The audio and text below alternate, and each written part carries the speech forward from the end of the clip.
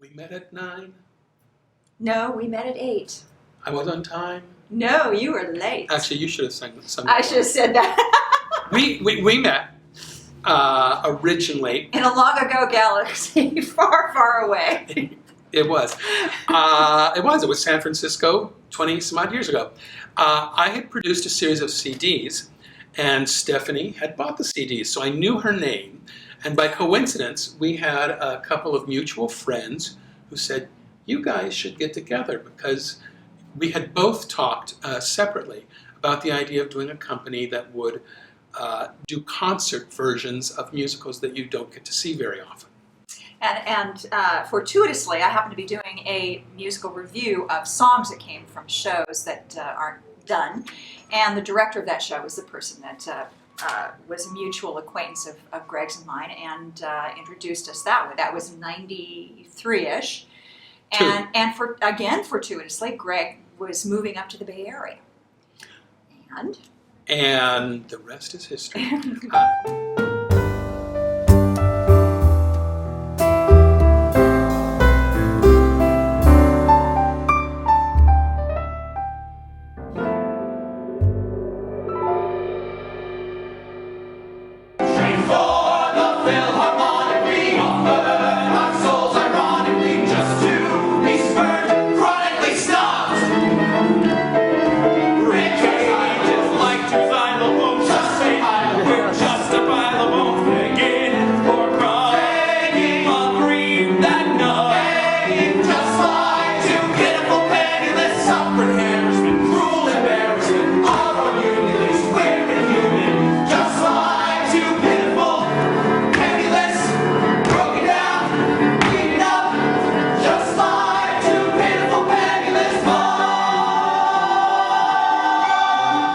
We got together at a restaurant called the Brainwash Cafe, and we talked about what our options were.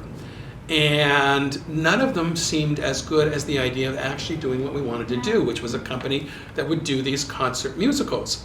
Stephanie knew all the theatrical contacts locally, so she got us hooked up with Ed Decker over at the new Conservatory Theater Center. And I knew obviously many actors and directors and tech people, and connected them all. We had open auditions at the new conservatory at the time, and cast these 3 shows. Life is what you do while you're waiting to die. Life is how time goes by.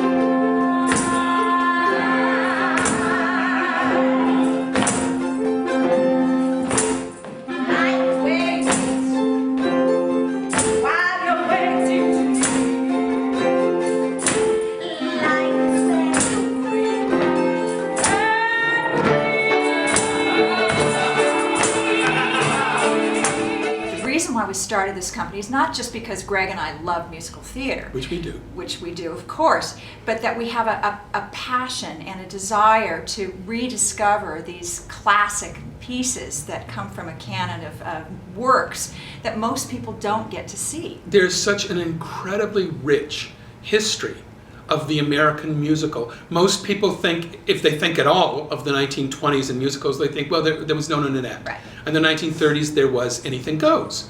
But there was a lot more than that.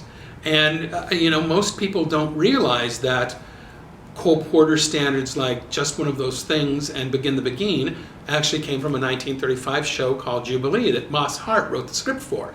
So it has been our goal and our mission to really help people discover the wonderful, rich history of American musical theater. Here's hoping we meet now and then. It was great fun, but it was just one of those